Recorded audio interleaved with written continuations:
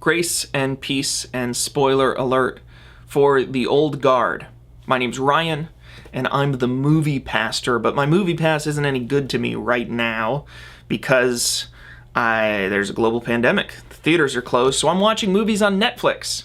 And The Old Guard is a Netflix movie in which Charlize Theron, I always get these names wrong. Well, anyway, she and Chiwetel Ejiofor are in this movie about eternal life.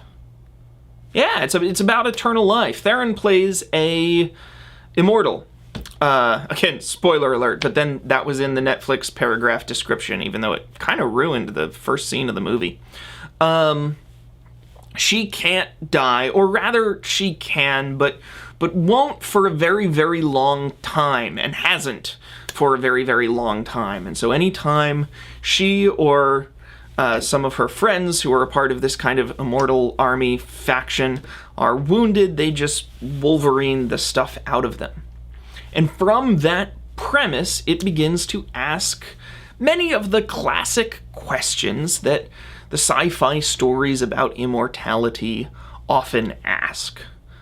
So if you have seen Picture of Dorian Gray, for instance, you're familiar with the idea that often comes up of eternal life becomes monotonous. And after a time, it even becomes kind of a prison. Dracula also deals with this problem sometimes, where many times people with extremely long lifespans long for the sweet release of death. Well, that takes place in this movie. But another idea that's put into the midst of that kind of cynical understanding of eternal life, but again, well, we should talk about that. Okay, so that understanding of eternal life has some theological significance, right? Because on one hand, we hate death. As human persons, if you want to make a horror movie, you want to scare people, you're going to deal with death, because death is something that everyone's afraid of. We long for a kind of life which we can live eternally.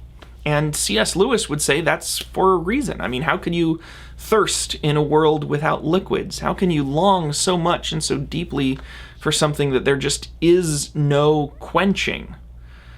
And yet, another one of these central themes that we deal with as humans is wanting the wrong things. Be careful what you wish for. And so, say we did get that eternal life that we wish for, what would it really be like? And one thing that we confess, one theological statement that I think is fair when we depict immortals that are sad about it, is the idea that death is God's death. That in some ways there is something to the sweet release of death, and that the life that we experience here and now is not a life of ultimate satisfaction or fulfillment.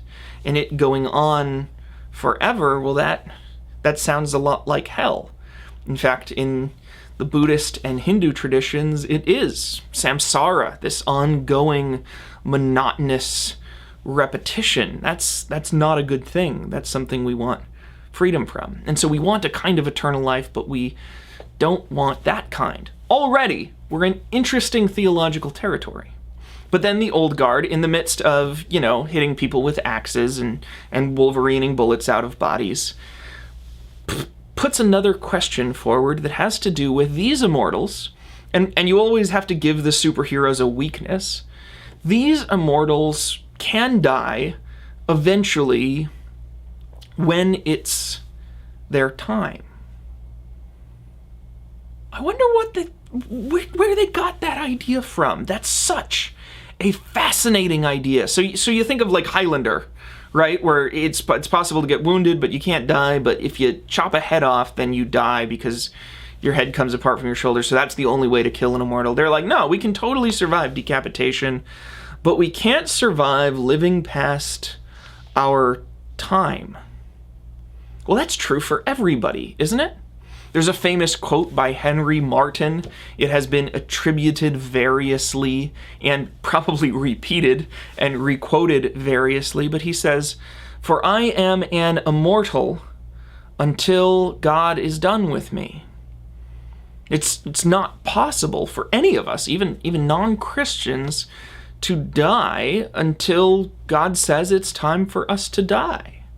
If God has more for us to do, then we're going to do more and keep living until we're done with everything that, at least in some level, we're supposed to do. We're fated to do, if you would. Now, I do think that there are some important realities to the fact that there are things that the world has missed out on because people died before they were able to contribute things they intended to or wanted to do. But if we hold to a rigid Calvinistic view of the universe or a deterministic one, there's some reality to the fact that none of us will live any less or any more time than we will live. We only have these days and hours, as many or as few as they will be. So just as pretty commonly in deep sentimental movies, where we hear stories about people dying and yet living life to the fullest, here we have a movie about people not dying and yet still only having as many days as they have. What a fascinating meditation to put in the middle of an otherwise kinda dumb movie. Well, what then will you do with your days and your hours? Well, what does Theron do? She does as much good as she can. She saves the people that need saving, and those people, a few generations down the line or later in their life, end up doing tremendous good for humanity. May our legacies be the same, that we might one day realize that the people who we positively influenced have positively influenced others, who've positively influenced others, who've positively influenced others. And no matter how many days we have until our time comes, let's not waste them. Let's spend them wisely. Thank you for watching Movie Pastor. I've got some other movie suggestions up here, but I want to remind you that if you look down here, that's where you can pick the movies that you might actually have seen and want to hear my reflections on. Bye.